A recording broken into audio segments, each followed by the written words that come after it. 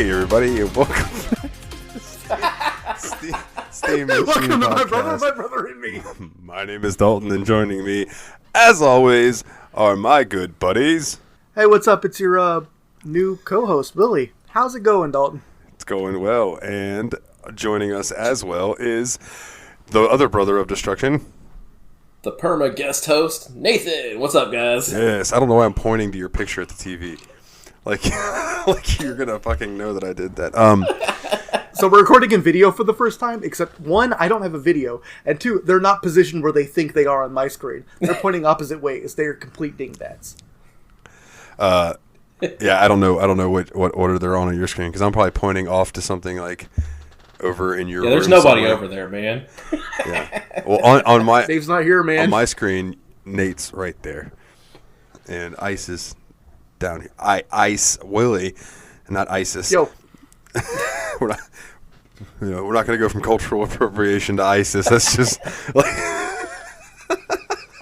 this is a good podcast. Hey, I guess let's start the silence here. Yep, there's your outtake. What a great intro. Take two. Oh, it's better with you. Oh, dude, I thought you were going Ace Ventura. All righty then. Then. Oh, man. Jesu Domine, dona eis requiem. So, this is the Steam Machine Podcast. Like I said, we already introduced ourselves, all of that jazz. I'm leaving that in because that was hilarious. And top news of the week, just because it's could change a few things, but not too many things. Your boy finally found a fucking job. Woo! Thank Welcome to the workforce. goodness, my goodness. Dude, I've been looking for like 2.5 years now. And let's, dude, it would drive me fucking. I won't say it pissed me off, but it would drive me crazy when I would see all these. Well, government gave people money, now nobody wants to work, and I'm just like, dude, no. I've been applying everywhere and can't get a call back, or they tell me I'm not qualified. I think I've talked about this before, but like, and this is not game related, so like the games are coming, I promise. But like, I applied to Walgreens and CVS. Now, like, most of my job experience has been in grocery stores, customer service, running the service desk, counting money, the safe, all of that jazz, right? And some produce stuff, but like always talking to people, having to deal with people. I'm really good at pretending to be good with people, right? And CVS and Walgreens both told me that I wasn't qualified to work there, and I'm like, your jobs are customer service. That's all I'm qualified to do. What the fuck are you talking about? But anyways, there's a new restaurant opening up in Gainesville, Florida, called Tosh. Not related to Tosh.0, although would be cool. Your web redemption is coming. Yeah, that would be sweet. Oh my god, that's an idea. It's your web redemption for this shitty podcast intro.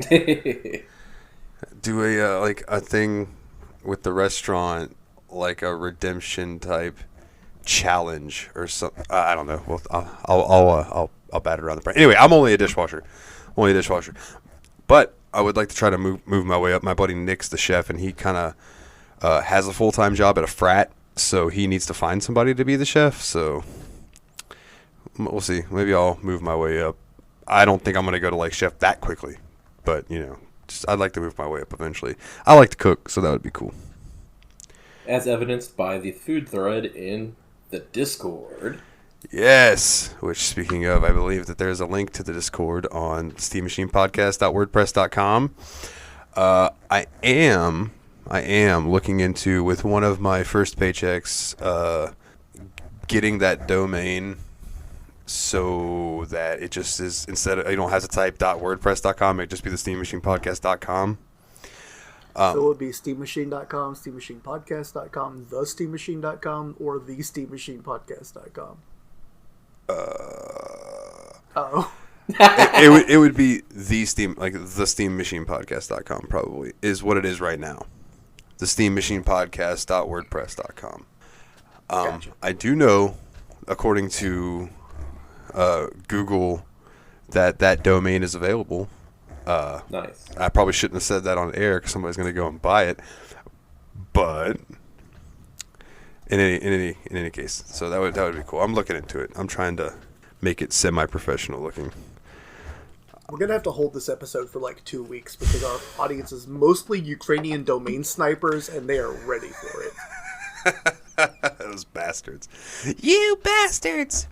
But yeah, other than that, man, not too much of an eventful week. Just been working and getting that sorted. The restaurant does seem to be closed on Sundays and Mondays, but we are thinking about, and maybe this week do this one normal, but next week we'll start what we were talking about. We're going to start releasing episodes on Thursdays.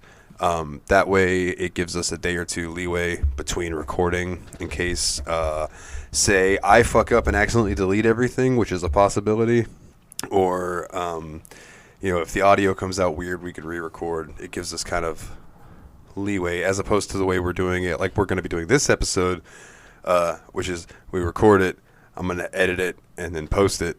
This will be the last one that happens like that. To be honest, we kind of got away with a minor miracle on this. Where we all agreed, hey, we don't really feel like the Sunday recording is going to be too good. And then like 5 minutes later, the power goes out in Tennessee where Nathan lives. Yeah, I lost power during our normal recording time for like an hour and a half to 2 hours, and I was just like sitting in the dark, and it was a time, and I was like, I'm really glad we decided not to record tonight. Yeah, for sure. Well, it wasn't too hot, was it? No, luckily I could have my air running all day, so and it would happen at nighttime, so it wasn't too bad. Speaking of power outages, dude, I felt bad for Grim today. Whose yeah. power went out, and apparently it was like 110 degrees in Washington for some fucking reason. So, Yeah. And it being a Pacific Northwest heat wave, they're not really set up with central air. He had window units that had done their job until they couldn't anymore, so... Oof. Poor bastard. Poor bastard. I'm sorry, Grim. But I'm hoping the job doesn't affect the show too much. It shouldn't. It just means that some of the longer games might take a little longer, so you might get more short games intermittently. You know what I'm saying? And it also means he's going to have more money to buy more games to his ever-growing Steam catalog. Which I already did. Let's talk about that real quick, because the Steam summer sale just started, and I did pick up some stuff. Oh, yeah. I picked up Final Fantasy 13-2, and I'm sure everybody's asking yourself, why? And it's because, like, what can I say? I want to own all the Final Fantasy games, and I've already got 13-1, so now I have 13-2. I almost bought Lightning Returns, but then was like, I could probably use some gas money to get to work this week, so I'm not going to do that. So I have a weird soft spot in my heart for Star Wars. I'm not the biggest Star Wars fan. I do like it. You know what I'm saying? But one of my best friends' name is Dustin. I don't know if he still listens. I know he listened when I used to put it up on YouTube, but probably not anymore. But shout out to you if you are. He is the biggest fucking Star Wars I'll say fan. I usually say nerd, but he's the biggest Star Wars fan that I know.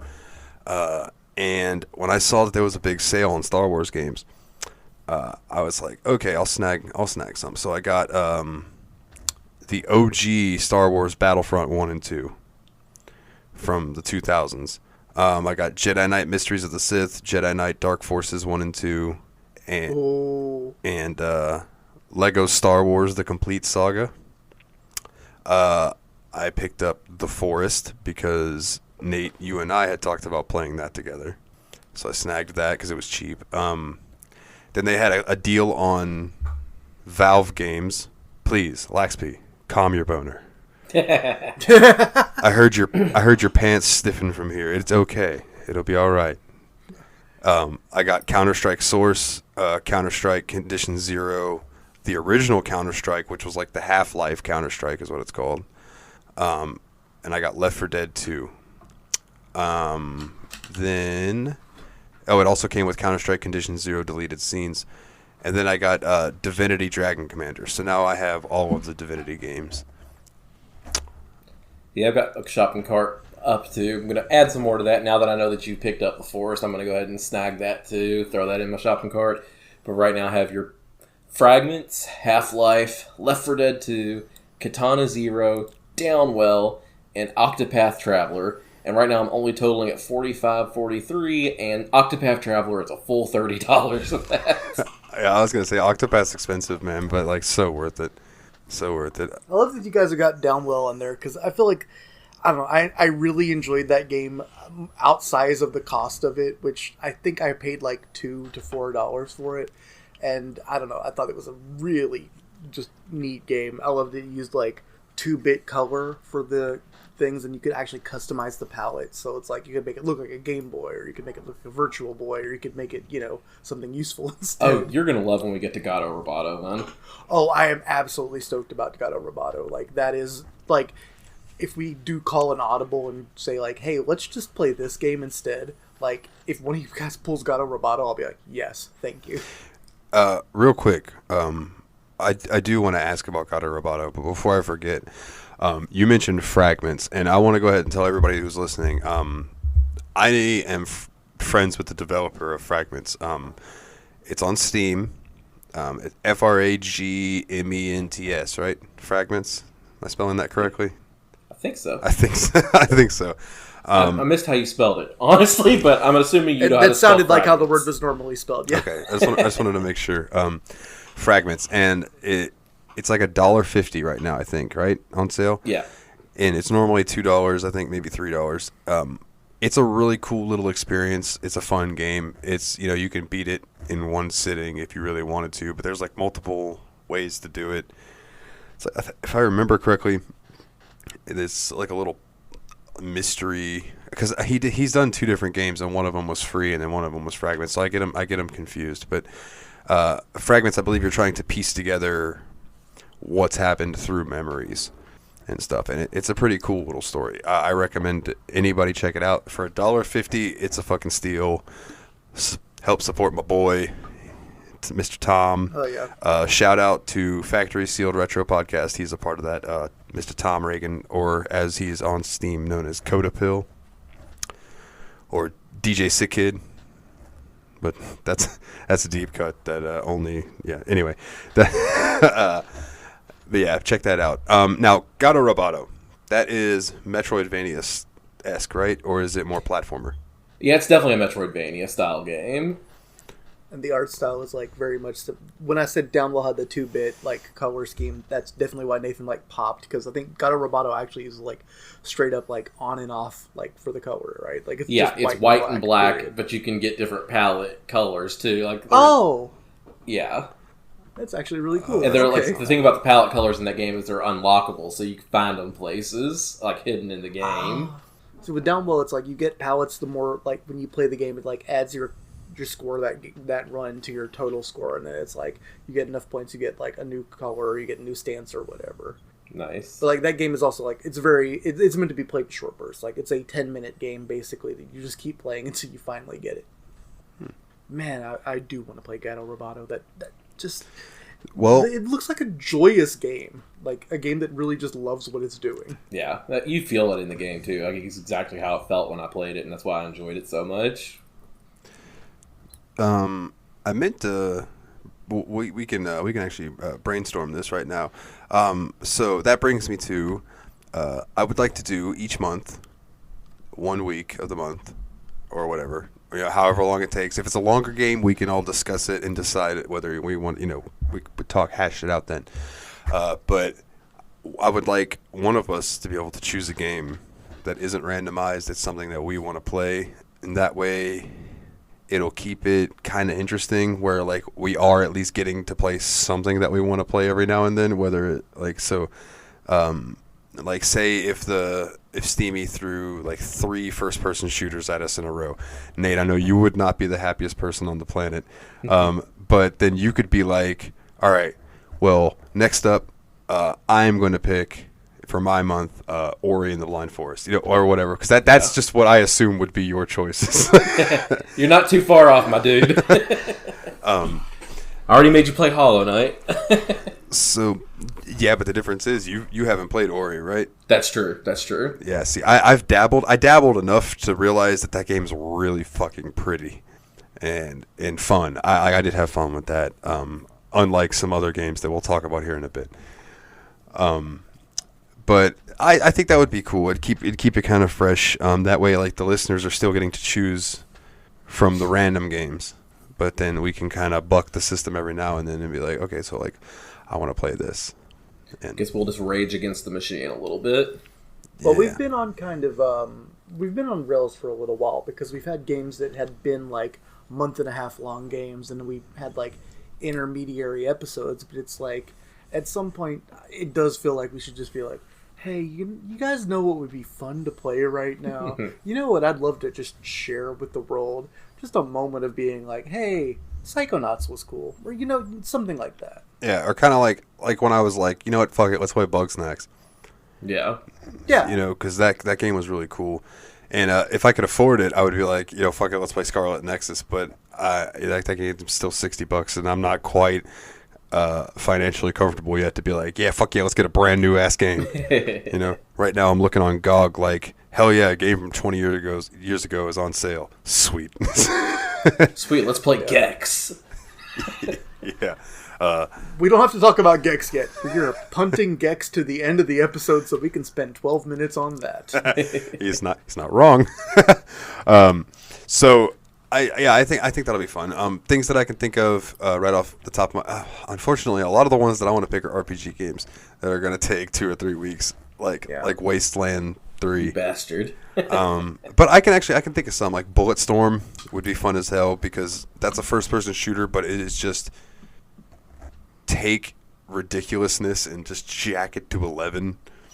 Like I remember specifically playing that game on PS3, and I got there's like trick shots that you can do that get you extra points. And I remember this one that was just like kicking this dude into the air and then shooting him in the nuts with a shotgun, and it gave me some sort of extra points for that. It had this funny name that it gave it. It was pretty cool. Think Duke Nukem just on steroids, but less of the dick joke. Less dick jokes. Although I think the version of Bulletstorm I got was the full clip edition, and I believe that you can play through the entire game as Duke Nukem. And the voice actor for Duke Nukem came in and did custom voices for that game. So, like, you could technically play it as a Duke Nukem game if you wanted to. John St. John is a little bit of a modern-day miracle. The guy continues to reprise the Duke Nukem role, even when it's just for Twitter memes, because he's just a genuinely decent guy. Like, I appreciate that he showed up on, like, some Twitter thing, and they're like, hey, Duke, what do you want to say about, like, this kind of issue? And he's just like, trans rights, damn it, in, like, the Duke Nukem voice. And I thought that was cool, Yeah. Yeah, for sure. I put him up there with, oh my god, my mind just blanked. David Hayter. David Hayter. I knew that was going to be. I did too. Yeah. I was sitting here thinking David Hayter before you said He was going to say David Hayter. Yeah, that David Hayter is an awesome dude, and it's not just because I've heard him say my name in Snake's voice. Like, dude's a cool guy. So, little other things I have here in the beginning for my notes. We touched on a little bit on the little Patreon section in the beginning, but I'll bring it up again. So there are people who have on their tinfoil hats and have been dissecting the Starfield trailer, and they have found like this little drawing or like scratching on the side of a computer monitor screen thingy in the trailer itself. And people are thinking that is a little like sketchy drawing of the outline of Hammerfell in the Elder Scrolls in Tamriel, and I'm like, High Rock and Hammerfell. I was trying to say Tamriel and High Rock at the same time, and I'm like, oh, that's not going to come out right. Yeah, and after, like, when I first heard about it, because I heard about it on Factory Sealed, again, shout out Factory Sealed Retro Gaming Podcast. I was like, oh, that sounds like it could be cool, like if there's something hit. But then, like, looking at it on the website, I'm like, this might be pulling some straws. I might be pulling the straws. Yeah, like you sent over a little article about it with the pictures. I didn't read the words in the article. I just looked at the pictures, and they had like a little thing where you could scroll over the map from the actual game, the little sketch, and I kept rolling it back and forth. I was like, man, this is kind of a stretch, isn't it? Yeah. It feels very much like a cork board with little red strings drawn between things. Yeah, like the "It's Always Sunny" meme. Yeah. Yeah. Where Charlie's just.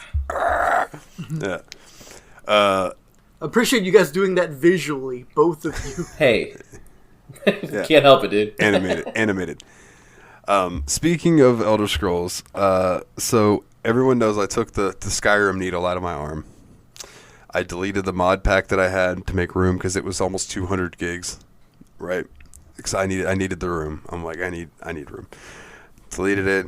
I'll reinstall it if it ever comes back into wanting to play it again. So like I set it down. In 2 weeks. The needle is now in the drawer, put away. But today, or a few days ago, I was on YouTube and I see that someone put out a 6-hour retrospective on Oblivion. So I was like, hell yeah, I'll watch that. So over the past couple days, I've been watching that, and today I started a new Oblivion save. Can't help yourself, man. You can't help yourself. And it was like, it's like, you put down the heroin, but let me pick up the crystal. All right, let's just go get back to it. Oh man, but yeah, so I've been having fun with that. I found an E&B that isn't overly ridiculous, but makes it look a little better. Plus the mod pack that I have for it, based on the Bevilix. It doesn't matter what the fuck the name is. There's a mod list out there for it. I really like Oblivion. After watching the 6-hour retrospective, like the dude said that he absolutely loves the game, and then spent 6 hours shitting all over it. So I don't understand. I'm very confused. Like the games you love the most are the games you criticize the hardest. Fair. Well, if that's the case, then yeah, then this is exactly what this dude was doing, because he was being pretty fucking critical about it. But he was like, yeah, "This is one of my favorite games of all time." It's like you would not care about like that one jump in Super Mario Brothers that doesn't quite work right if you weren't so into Super Mario Brothers that was a thing you had to deal with every time you played it. You know? Yeah. Yeah, that's a like good when point. I'm like, oh, I don't love the level design of 6 of these levels in Doom 2. It's because I love the other 26 levels that much, you know? Yeah. Yes, I brought it back to Doom. Mission accomplished. I know. Every I'm episode. the worst co-host. I mean, it's just like the game itself. You put Doom in every single episode. Yeah, there it is. I think I could relate that to, like, I could probably pick apart Final Fantasy VIII more than I did on the actual episode, and I think I could probably pick apart Persona 5 for a few things if I wanted to. Also, like with my couple quirks with Dragon Quest XI, you know what I mean? I really, really like that game, but like I do have a few things that, like, if I could tweak a few things, I would. You know? I was going to mention the same exact thing. Like, there's things I'm playing through for when I play through it the second time. I'm like, yeah, let's just go through this cutscene. I don't need to watch this one again. They're both a little ahead of me at this point, so like now I'm the back post. I'm getting bullied. Yeah. I'm the only one that hasn't done a very major plot point. I hit him with the blue shell. It pulled ahead.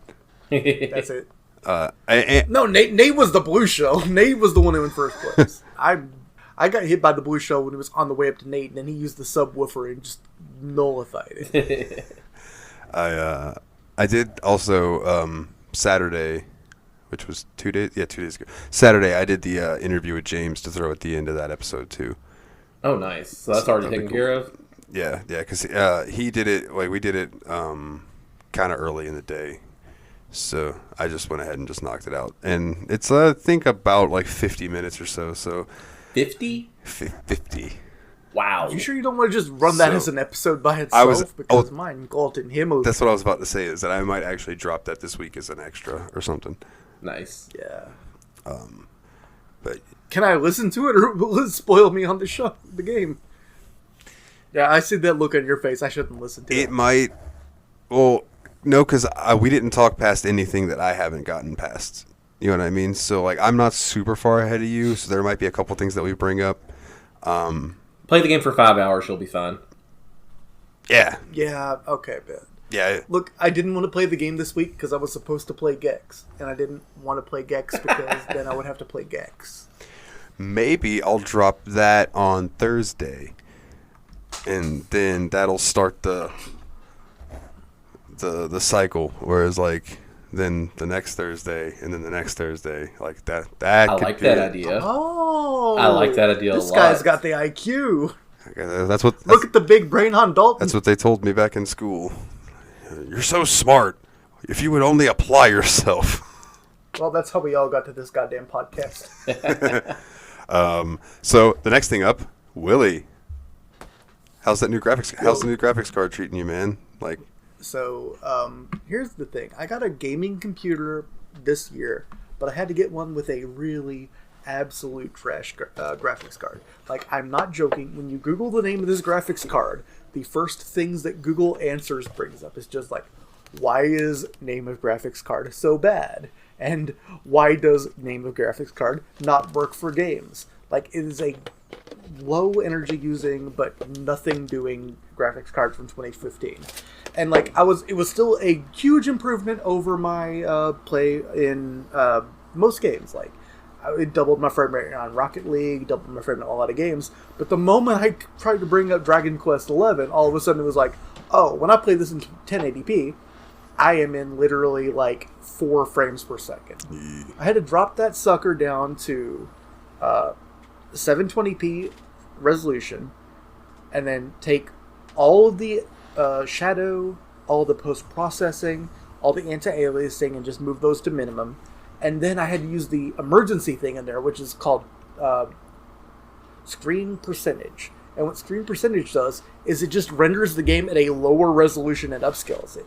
So I had it rendering at like 80% of 800p and then upscaling it from there. So everything looked like it had this like nasty Vaseline filter over it. That's what I had to do to get this game running at 20 frames per second about. Like, enough that it felt smooth when I was doing anything other than moving the camera around. This new graphics card showed up, and I'll admit, I goofed it up a few times because my computer was the case.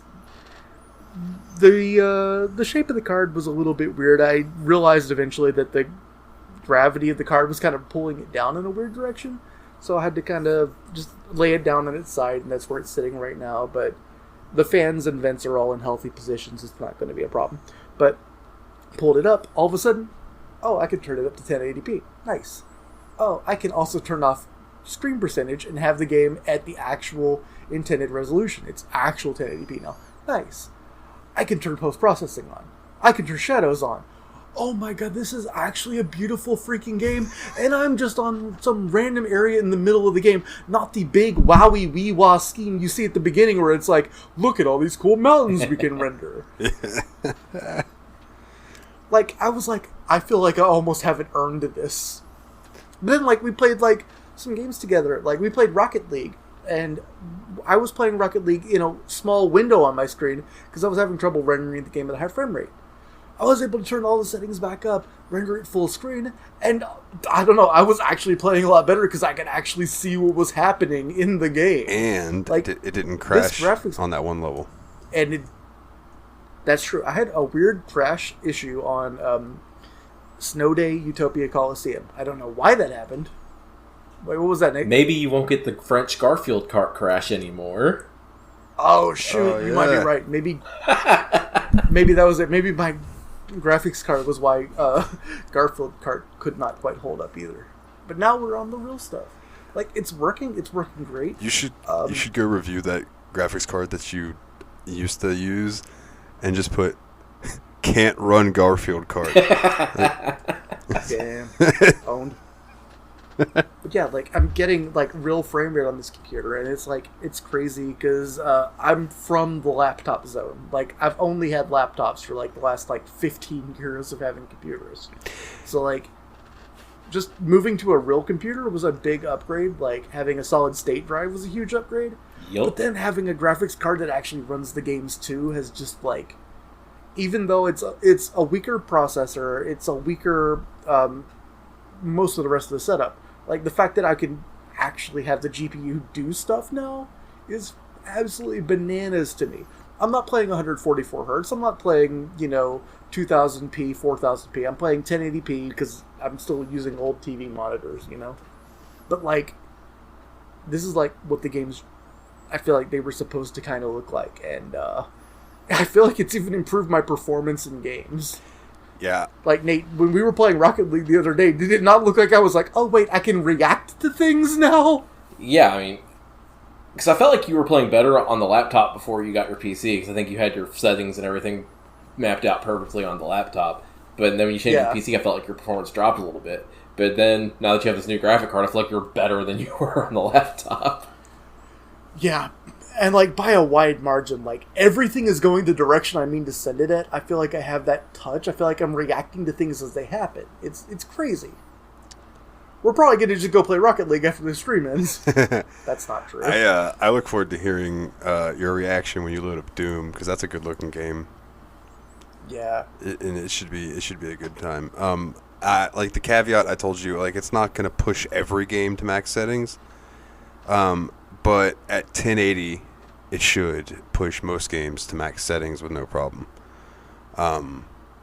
Games that I can remember that card struggled with, but I was trying to push it to 2K, was No Man's Sky, Red Dead Redemption 2, Far Cry 5, like the really graphic intensive games. But again, I was trying to push them at 2K and 4K, just trying to see what the computer could do, because I had a 2K monitor and didn't want to settle for 1080. Yeah. But my expectations were so low because, again, I'm coming at this from this laptop zone. You know? And I went through that myself because I used to play World of Warcraft on my laptop, and I got like 17 to 19 frames a second usually. Yeah, exactly. And that becomes the new normal for you. When things move smoothly and your eye no longer discerns the difference between frames, it's buck wild. Yeah, it's pretty fucking wild. Like, what killed it for me was house sitting for my buddy Dustin, and his girlfriend has this mammoth of a computer. You could fit my whole fucking computer in her computer. Like, my case and all would fit inside of her case. This fucking computer is huge, okay? And it is the beefiest of beef. It is the Wagyu of PC computers, okay? Like, this thing is badass. And she installed World of Warcraft on there and was like, it's ready to go. All you gotta do is just log in to your shit and you can play while you're house sitting. Thank you for house sitting for us. Sure, no problem.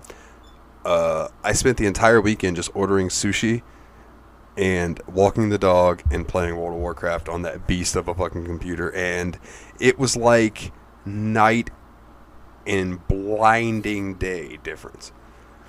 Like it's living the dream, my dude. Everything was running at like 100 and something frames a second.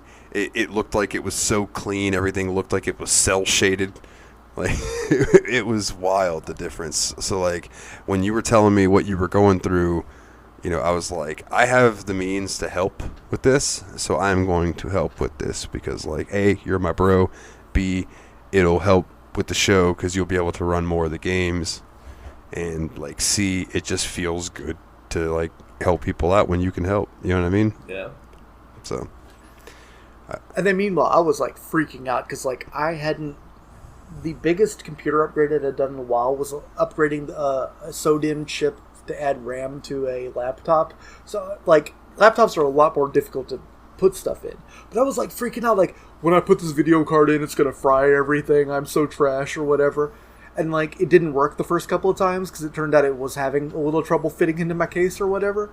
But, like, now that it works, it is blowing me away. Like, the performance, the difference. The fact that I have you guys on video on the other screen and I'm not like, oh, yeah, this is going to lag this. You know, like, it's... The RAM probably helps with that, too. Like, the extra RAM probably helps with that as well. Yeah, that's why I was like, it really did. Take this too. And, like, boy, howdy, did adding RAM to a desktop much easier than adding it to the laptop was. Because I was like, oh, well, while I'm seeing the motherboard, I'm just going to tuck this in here really nice. Yeah, it's nice that, like, most PC stuff is pretty much plug and play if you know where to plug it in. Like, and that was, like, what I told you. When I did my stuff, I was real nervous about it too, but I looked up a YouTube video, and this guy was like, yeah, this is what you do. You unclick this, and you pull it out, you put the other one in until it clicks, and you screw it in. Ta-da! Like, plug this in, plug this in, you're good to go. And it's just like, oh, okay, so it's not that bad. It's just your main thing you want to make sure is grounding yourself before you start touching anything on the inside of the computer. Yes. So just... And I made sure I had like a little like metal thing on the floor that I could like make sure I wasn't shooting any electrical sparks out. Yeah, it's like touch something metal first. So one other thing I wanted to touch on before we get to Gex, or if you guys have anything you wanted to bring up, is like, so games that are considered divisive. The recent release of Dungeons and Dragons Dark Alliance. I have heard some pretty split things from that. I know people who have played it, and they say that it's not nearly as bad as the reviewers are making it out to be. While the reviewers are shitting all over that game. Except PC Gamer. I think PC Gamer gave it like an 83 or an 86 or something like that. But like other sites are just giving it garbage reviews. And it makes me want to play it, because anytime I see something that's divisive, or I see something on Steam that I feel it's like rated mostly negative, or like mixed reviews, and I go in and I read, especially the mixed reviews ones, and I read the negative ones, and I'm like, was this game just not for you?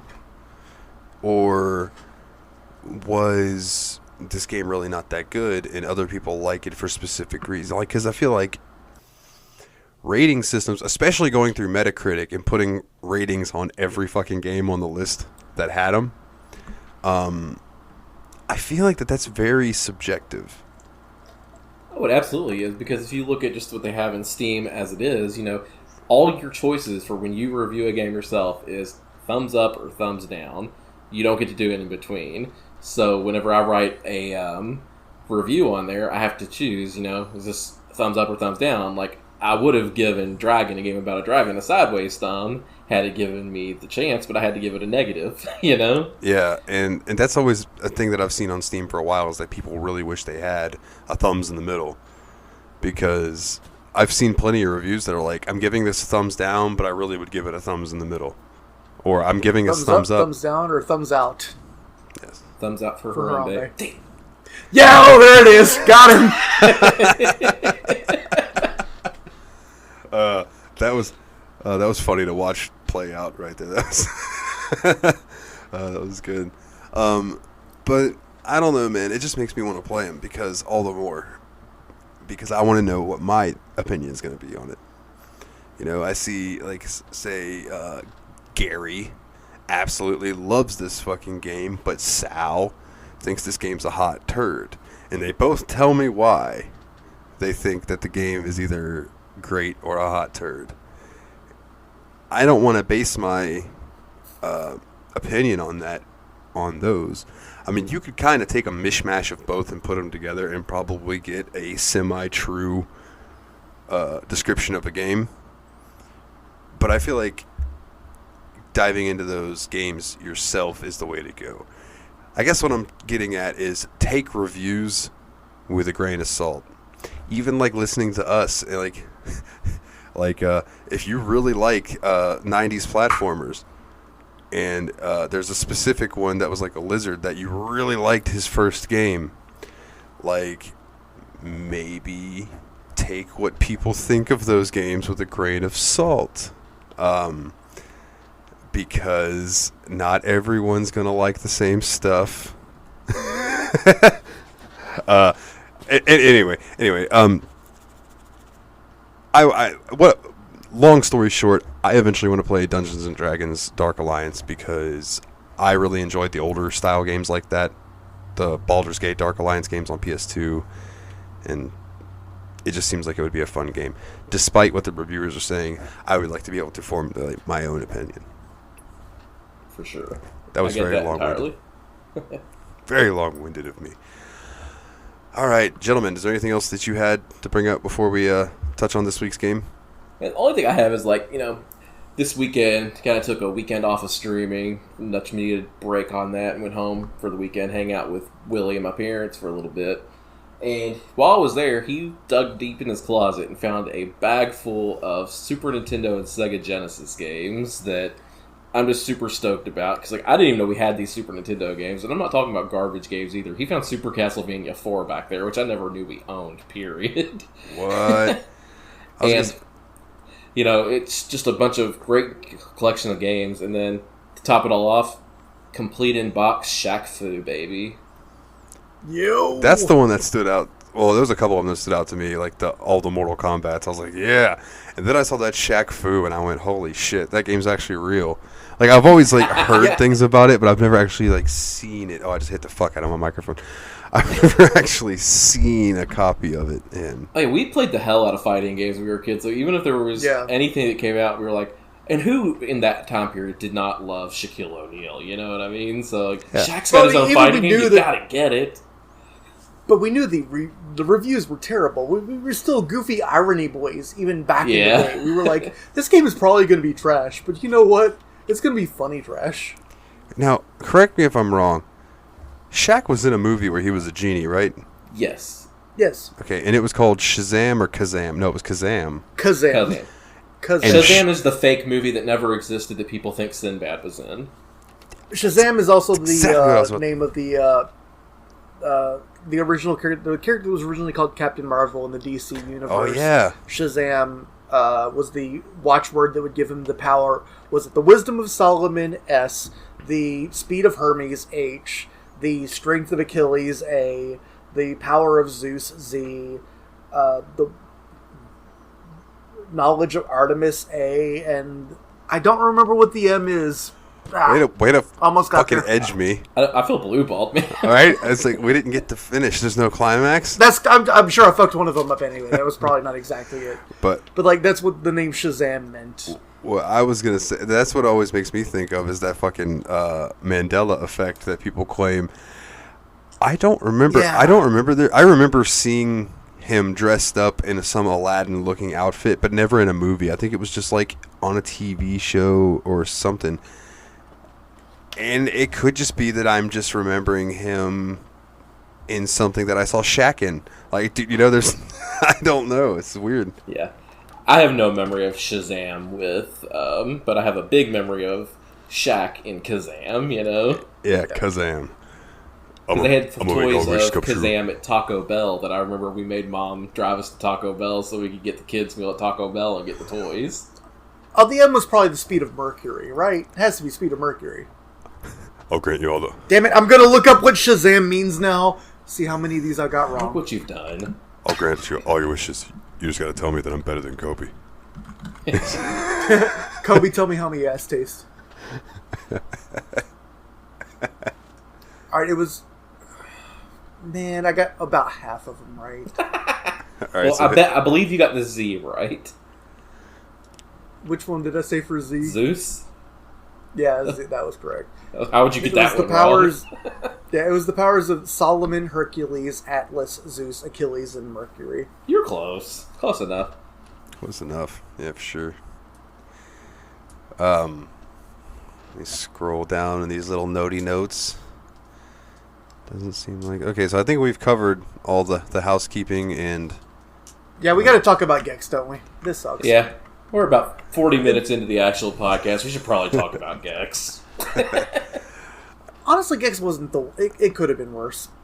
It could have. It could have. Let's go ahead and get out the obligatory Wikipedia bullshit. And of course I had to cough. Of course. Now I gotta find that and edit.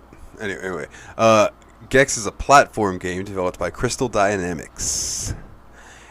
It was originally released for the 3DO in 1995. Ports of the game for the PlayStation and Sega Saturn were later developed by Beam Software, and a PC version was licensed by Microsoft and released for Microsoft Windows. It was a pack-in game for Panasonic models of the 3DO in the later console's life. It is the first in the Gex series of video games and introduces the players to the title character, a wisecracking, television-obsessed gecko voiced by comedian Dana Gould, who must venture through the quote-unquote media dimension and defeat Rez, the overlord of the dimension who wants to make Gex into his new network mascot. And yeah. It was released to largely positive reviews from critics. Particular praise was aimed at Gex's unique platforming abilities and Gould's voice work on the character. The 3DO version of the game managed to sell over 1 million copies, making it one of the system's better-selling games. 2 sequels were later released, Gex Enter the Gecko and Gex 3 Deep Cover Gecko, with Gex becoming Crystal Dynamics' mascot for a short time. Now, real quick, that is where my nostalgia for Gex comes in, is Gex Enter the Gecko and Gex 3 Deep Cover Gecko. I had those for PlayStation, and I fucking loved them. I'm not sure how well they held up. If it's anything compared to this game, probably not well. But I really, really liked them. I thought Gex was funny as hell growing up. Like, some of the things that he would just quip off and say. And it was collectathons. And I've always liked collectathons. I don't know why, but they are just fun to me. It's like I want to find all the shit on the level, like even down to like where I used to love Tony Hawk, trying to find all the skate letters and hit all the shit in the time, and they all gave you 2 minutes, those bastards. But you know, it's just fun. This was a huge difference. Like, this is 2D platformer, not a 3D platformer. This is not a collectathon. I guess it's there's stuff you can collect, but it's not near like the normal. I say the normal games, but the later games. Dana Gould. I'll give you this. Dana Gould does a good job as Gex. I think that he is a good voice for it. I can't imagine other people doing Gex's voice. That being said, this game, not great. Nate, I think you put the most time into this out of the three of us on stream, so I will defer to you first. What did you think about this young anthropomorphic gecko that you played as? Yeah, so the funny thing about it is I kind of came in surprised too, because when I think of Gex, I also think of those 3D platformers that you had mentioned before. I was unaware that the first Gex game was a 2D platformer, and much like you, I'm a complete weirdo and I like collectathons too. Like, I've 100% of Donkey Kong 64 and Yooka-Laylee and all those kind of games because I have something wrong with my brain. But when it came to playing this one, I was just like, I was excited because, you know, like, for some reason I'm the weird guy that, like, when we were talking about Skyrim, I have to play as the orc or the Argonian. I was like, here, I was like, yes, I get to play as a lizard. Yeah. I like that kind of thing. I was like, this is going to be great. And even when I first started, I was like, you know, this is a pretty fun game. I was starting out playing through the first few sets of levels. And I thought the graphics are fun. I think Gex is a really fun character. And I also really thought that there were some interesting platforming mechanics that aren't in a lot of games that are in this one, like where you jump up onto the wall and you're able to climb vertically and horizontally on some wall sections, and then others you can cling to vertical surfaces and climb up walls. No one can see my hand motions, but I'm doing them. And I thought there was some really cool stuff in there. But the problem was, I don't remember the music in this game at all, which is something like you do like to enjoy when you're playing a game. Like, I'm always in it for the music, as long as there's either great music or great ambient noise. This one didn't really have either of those going for it. And the real problem, though, was what comes down to what breaks most platforming games that don't quite hold up for me, is the level design was really obtuse when you got past that first world. Because I was able to get past the graveyard section and into the Candyland, and Candyland started driving me slowly insane to the point where I think my stream got mad enough at it at one point that my stream just decided to go down for 5 minutes.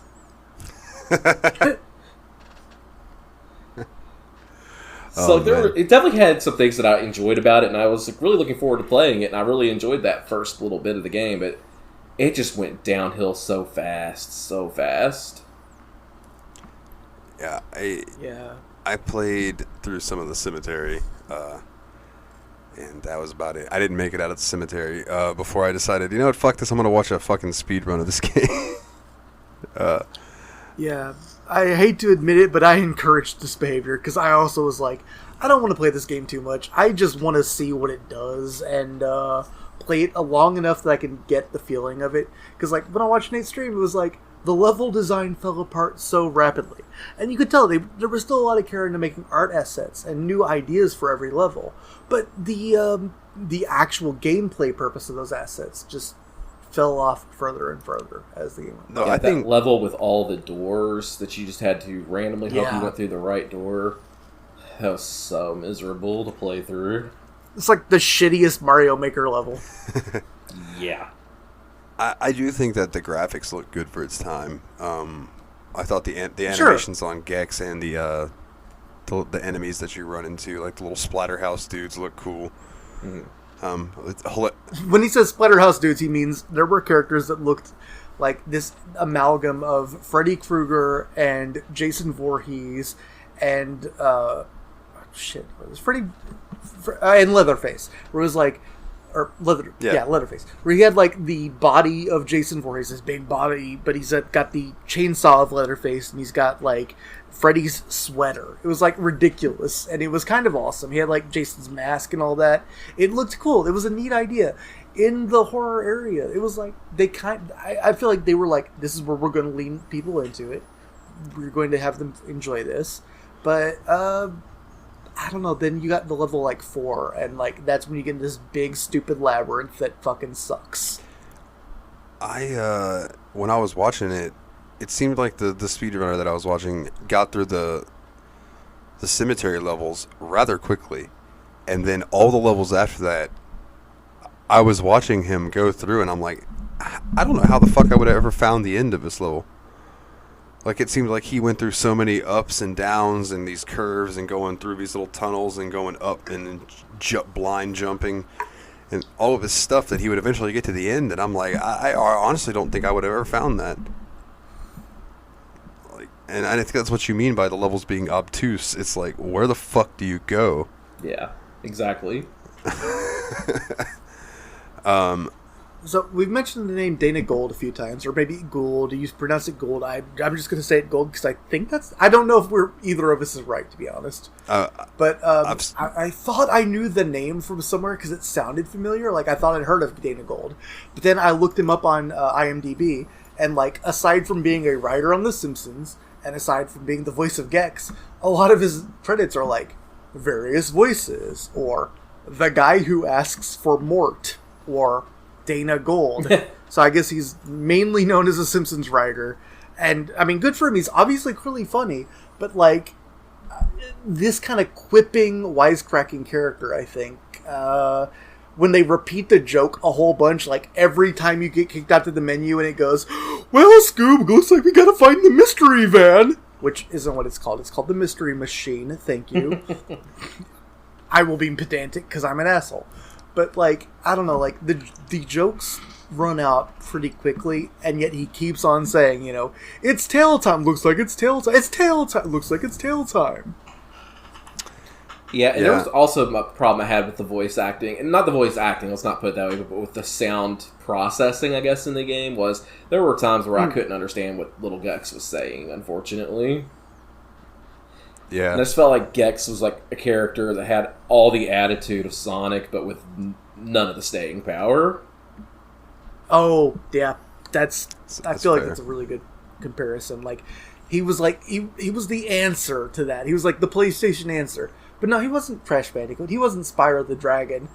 If it weren't for this, I wouldn't have even remembered him as Gex 1, because when I think of Gex, I think of him as the Secret Agent Gex from Gex 2, you know? Yep. Like, the 2D Gex, it feels like it failed to leave any kind of staying power whatsoever. Yeah, I'm honestly surprised that it... Well, no, I'm not, because it probably did well in its time. But I feel like if a game like that came out today, it wouldn't have gotten sequels. You know? Yeah, I think we had this weird tolerance for mascot platformers that will one day be challenging Sonic the Hedgehog, who will one day be challenging Mario the Plumber, and it's like... I'm sorry, we're not looking for Bubsy right now. But on the other hand, to be fair, I thought this game was going to be Bubsy level trash. I thought it was going to be a garbage game that didn't play well at all. And I think the game mechanics, while the actual level design didn't let you really see them very well, I feel like Gex has a surprising amount of agility, a lot of cool moves, and seeing him scamper up walls and stuff felt good. Like, yeah, I thought turning up and running up walls and then these background wall climbing also kind of was neat. You know, it wasn't terrible. It's just you didn't put him in situations that I found interesting, you know? Yeah, I feel like this game definitely suffered at a level basis because, like, the controls and stuff, I feel like it executed them well. Like, it wasn't slippery. You know, it was very... I wouldn't say it was precise, but it was more precise than some other platformers I have played in the past. Yeah. I mean, it was more precise like, than Hercules, honestly. Oh, yeah. Yeah, oh, I think the actual raw platforming was better. The 2D platforming was better than Hercules. I think all of this. I will say, also, in the vein of Hercules, GOG made me play it with a damn joystick again instead of a D-pad. Yep. So this is something I'm going to look into because I've seen some videos about this, and I think we can find a way to make it so we can use the D-pad for these old-ass games. Because right now, this is starting to get unacceptable. Yeah, just wait till we get to the games where you can't use a controller, and you guys are going to have to use a keyboard and mouse. No! Like Ultima and shit like that. Like, oh man, like, the old art, like, you think on Dragon Warrior, like, pressing stairs and door is bad. Wait till you have to type that shit in. Like, open door. And I'll be like, what door do you want to open? It's like, god damn it. Open dungeon door. It's like, there are 2 dungeon doors. Oh my god. Open dungeon door on the right. They don't get that intense, but you know what I mean. Yeah, I got you. Correct me if I'm wrong. I believe the level layouts for this game was like there was a cemetery area, which reminded me of Beetlejuice. Mm-hmm. There was like Candyland. Then there was what I called Egypt, but then I realized it was more like jungle crypts, like Indiana Jones style. And then after that, there was a place that looked like Japan. I'm not 100% sure. And then the final area was, on the list, I called it Rez World. I don't know exactly. I think it was like where Rez stays and all that. Now, I remember Rez looking different in the 3D game. Obviously, he's going to look different in the 3D games, but like, you didn't make it to the final boss, right, Nate? Okay, so the final boss in the speed run I got to see looks like... Do you remember in Beetlejuice when the dude's wife turns into that creature where her face is super elongated and she opens her mouth and her eyes are in her mouth? It looks like one of those in a long white dress looking thing, and it's just flying around the room, and I don't even know how to describe how he did the fight. But it looked very anticlimactic to me because it's like you beat the boss, she goes like woo woo woo woo woo, floats up to the middle of the screen and then turns into TV static, and you get sucked into it, and then it shows Gex just kind of like floating through TV limbo hell.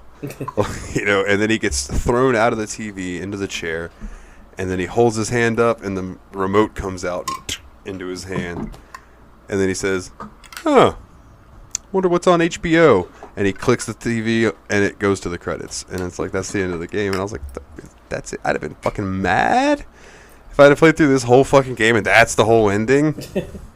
I mean, I didn't watch the ending or see anything of it, but I guess that honestly kind of makes sense for the character of Gex, because this whole thing was he just like sitting there watching TV, and so he finally gets through the adventure, and he's just gonna kick back and watch his TV again. Watch some more TV. But yeah, I also think like that's one of the things where they weren't going for like a topical plan for the game or whatever, but like it wasn't exactly like they were going for something timeless either. Like when he's talking, he was like, "Oh, looks like Ted Turner is going to colorize this soon," or like, "Huh, looks like Rotor reruns are going to be on TV soon."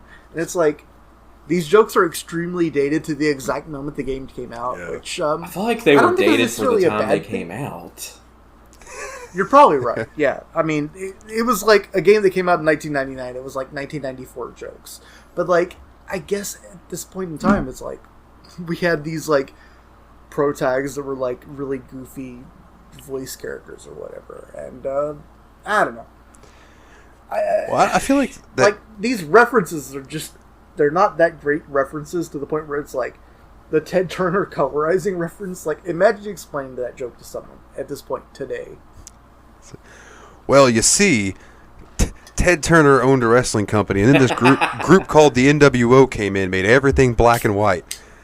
Like their promos were black and white. Sometimes their matches were black and white. And then they had to bring in the Wolfpack to just run them off. And then the Wolfpack made everything red. And everybody's like, oh, no. And then finally, old Diamond Dallas Page came through and just a DDP cuttered them all. Hit him with the diamond cutter. And then it was all good and everything was in color. And everything went back to normal. And that good old NWO got defeated. I won't hear an unkind word about Diamond Dallas Page because he brought Scott Hall and Jake the Snake Roberts back from horrible addiction issues. So at this point, he's basically a saint. He has 2 miracles. Oh, you're not going to get any argument from me there. Scott Hall's the man. Hey, yo. Hey, yo. Hey, yo, Chico. You all know who I am, but you don't know why I'm here. Toothpick. But like, I think it's also pretty cool that like Crystal Dynamics, like they made their main character Gex. Like he was the mascot of the company from the time Gex came out to the end of the road when they got bought out by Eidos, who made the Tomb Raider games. And then Eidos got bought out in turn by Square Enix. And now the people that were originally Crystal Dynamics, they're making the Tomb Raider games, and they're actually doing really well. Like, they've kind of moved up in the world, you know? Imagine if one day Square Enix is just like, hey, you guys remember Gex? Boom! And it was he's like in this... Kingdom Hearts now. That's it. That's how it's going to be. He's going to be in the Olympus Coliseum. Hey! He's just going to show up and you got to fight him. That would be great.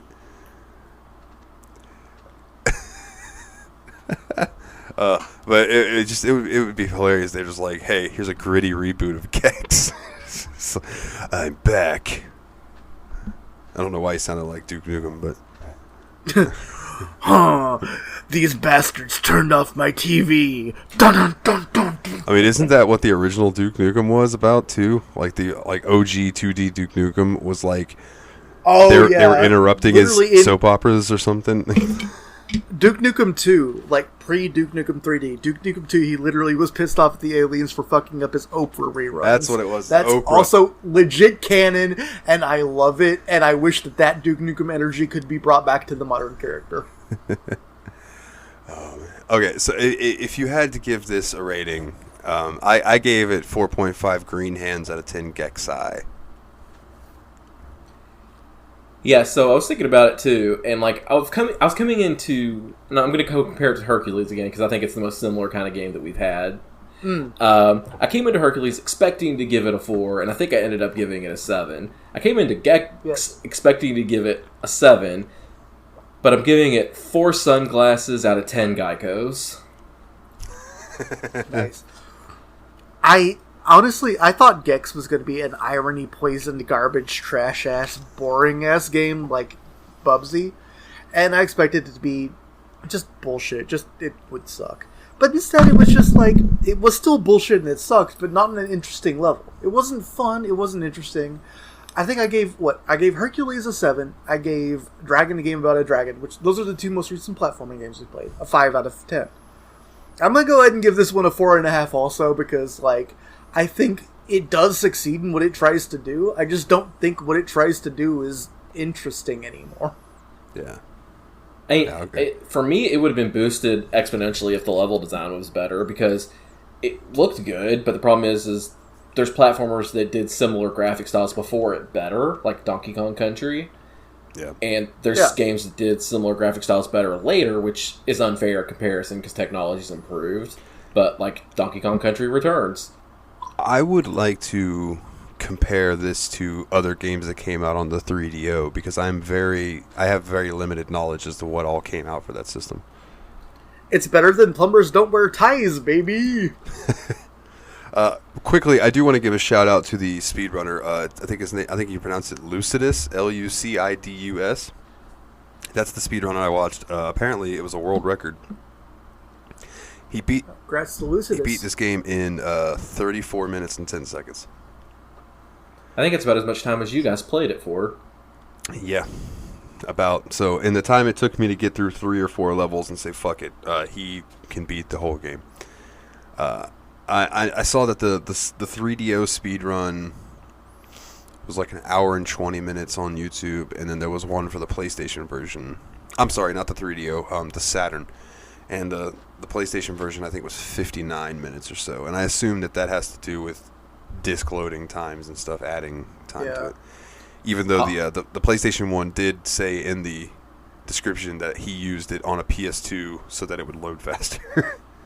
I honestly don't even know what a 3DO looks like. Yeah, me neither. It was a Panasonic thing, right? When it Panasonic 3DO. I think that's about all I know.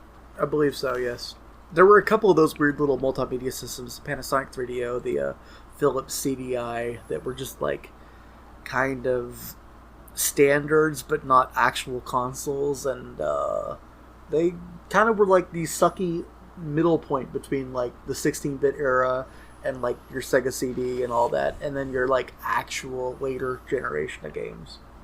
Because like when the PlayStation was out, it completely obliterated the point of a 3DO or a CDI. Yeah, I feel like when the PlayStation dropped, it was just game over. Game over. And then if you wanted like Game over. But then if you wanted like cool like higher resolution for the time, like really pretty renders and all that, but like not great like textures, you had your your N64 where you had like a lot of garage shading, cool looking shading, but then the individual polygons weren't textured that well. Like I don't know, I feel like the argument between what did you like the PlayStation 1 versus the N64, I think that's an interesting argument. And I think that the PlayStation 1 did pixel graphics beautifully. If you look at like Breath of Fire 4. Oh, for sure. Breath of Fire 4 is one of the prettiest pixel games I've ever seen in my life. But the thing is that Sony of America had this weird fucking, we only want 3D, we don't want 2D because that's old. So like all of these beautiful But that's what games, actually tanked. That's what tanked the Saturn too, though. Is that it was a beautiful game for 2D engines, and then they just like absolutely were like, no, we're gonna polygon it, even though we don't have the technology. Like they could have seriously ruined Symphony of the Night, and I'm so glad that they didn't let them. Yeah, absolutely. That is a game that's on my bucket list to play, is Symphony of the Night. I've never played that. I've heard it's fantastic. It'd be nice if they'd port it somewhere that people could play it. Yeah, right. Put it on Steam, you Konami idiots. You like to make money. You can make a lot of money by doing that. I will say, though, they're making plenty of money on their pachinko machines, so you could probably just get away with emulating that shit on your computer these days. Even though, This sounds awful, but then even the name pachinko sounds like it's like dropping money into the thing, Pachinko. right? Like, pachinko. Yeah. So, like, I don't feel bad about there's certain companies I just don't feel bad about emulating or pirating their shit. Yeah. Like, It's like, are you going to get another great Castlevania anytime soon? Probably not. And, like, The Sims, with the amount of DLC that they put out, that's just bullshit. Oh, yeah. Sorry, R-Matey. Like, yeah, I'm not gonna run out here and be like, I'm gonna destroy capitalism all at once. But it's like, if EA is the other person that's against me, I'm like, oh, okay, yeah, about that. I'm not too worried about it. It's not gonna hurt their fucking wallet. You know what I mean? It's like, now smaller indie devs, I do like to pay them, even if I don't particularly like the game in the end. This is why I think Devolver Digital is so cool, because they were able to signal boost these great individually developed games that were like, I don't know, really cool, and they were able to like signal boost a lot of them out there. Yeah, individual appropriation. Yeah, There he is. There it is. Yeah, I'm definitely a fan of what Digital Devolver's done, because I've played several games that they've boosted up, and all the games that they've recommended that I've played have been fantastic. Yeah, absolutely. Yeah, for sure. Oh, they just don't miss. Well, they don't stop coming, and they don't stop coming. Don't stop coming, and they don't stop coming. So next weekend will be the Dragon Quest wrap-up show. And the weekend after that, or the week after that, whatever you want to call it, I put up the short game poll, right? But maybe we'll save that for the next time we pull a long game, because I don't think Blair Witch is all that long. What does the handy dandy document of truth say that has all of the how long to beat times in it, Dalton? Oh, that is a good fucking question. We have that for a reason, my dude. I know, and I should really pull it up when I'm planning on talking about stuff like this. It's loading. Truncate silence will take this out if I stop talking.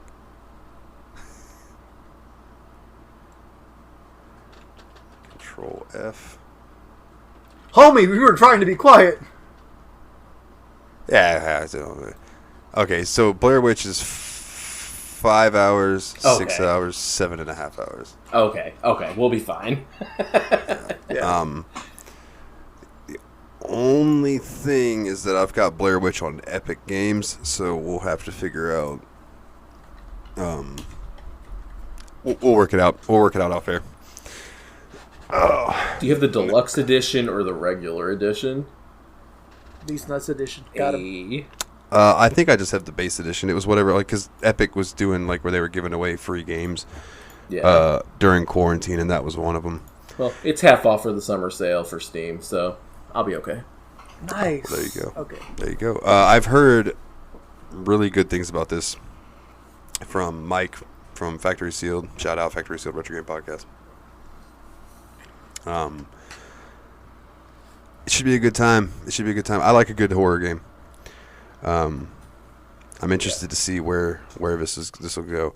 So that being said, I'm going to pull this poll, because this poll has been up for like a fucking month, and it's been sitting at where it's at right now for a good while now. So I'm gonna pull this poll, and I'm gonna put up another one later. So next week we'll talk about what is actually on the poll.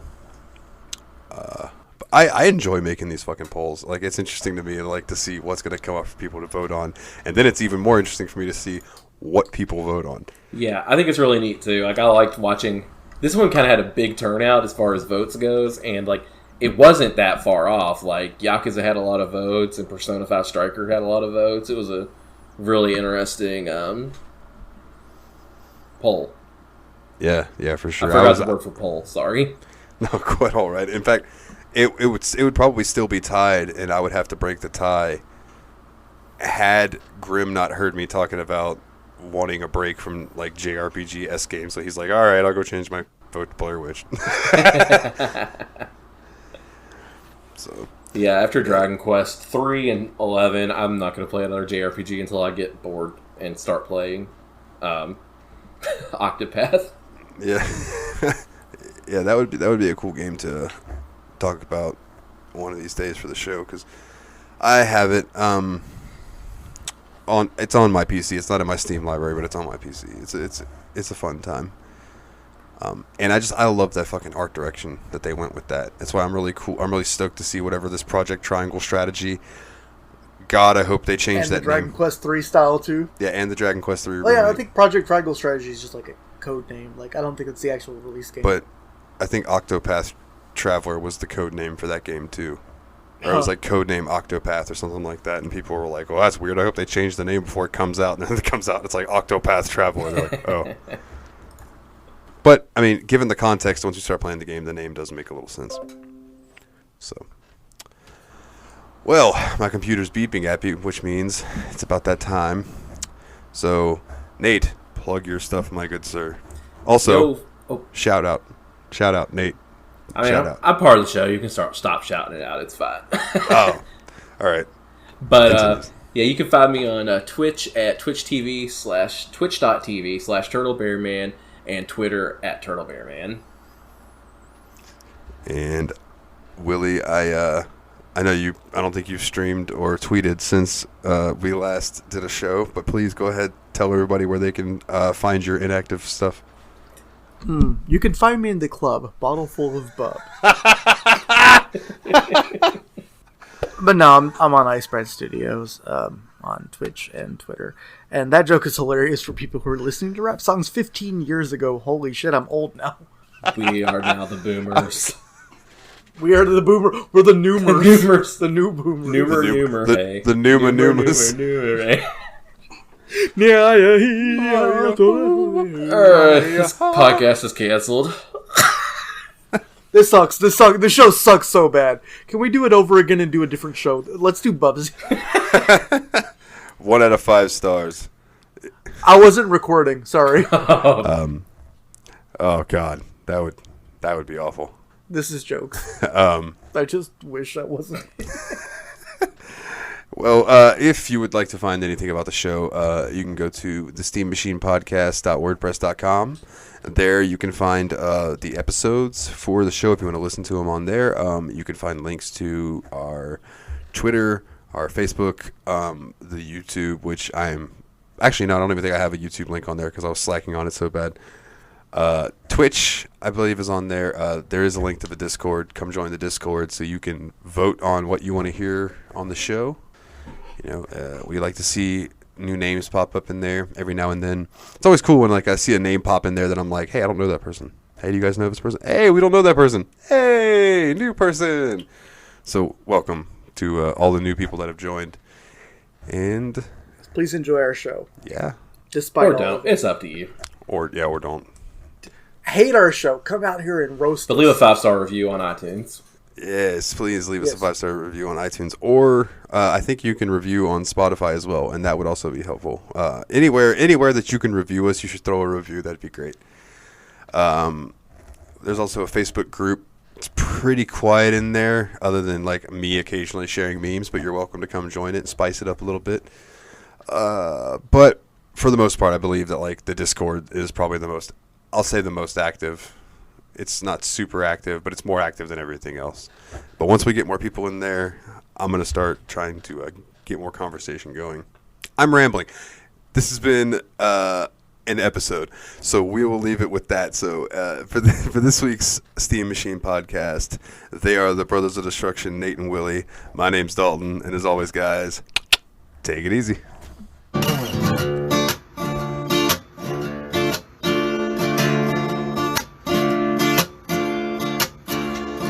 Tell you a story about my life. Cast down from heaven, thrown out of the sky. Tossed into this place that I now call home. And it's a place where all the bad people roam. Because I am evil. I am evil. Now I search the world for them heartless souls, and the people know just what I'm coming for. And didn't make a difference, no, it was no surprise. I didn't even struggle when I brought that to mind. Because I am evil. I am evil. I'ma take you to a place you hope you never see, and it's a place called hell, and it belongs to me. Because I am evil.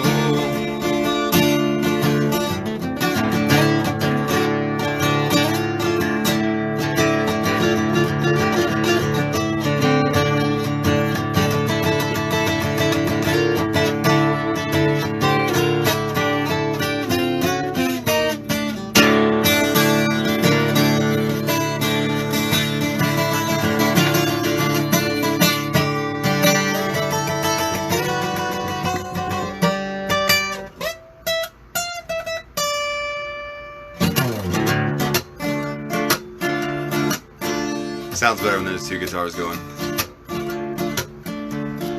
I was behind the 9/11 attack. I shot Martin Luther Jr. fat. I put all the bullets in the president's heads, and if they fell, they thumped the gas and they were dead. People often ask me why I show no remorse. Well, it's simply because I am the devil, of course. So next time you're thinking of committing a sin, just remember you'll be joining me when you cease to live. Because I am evil.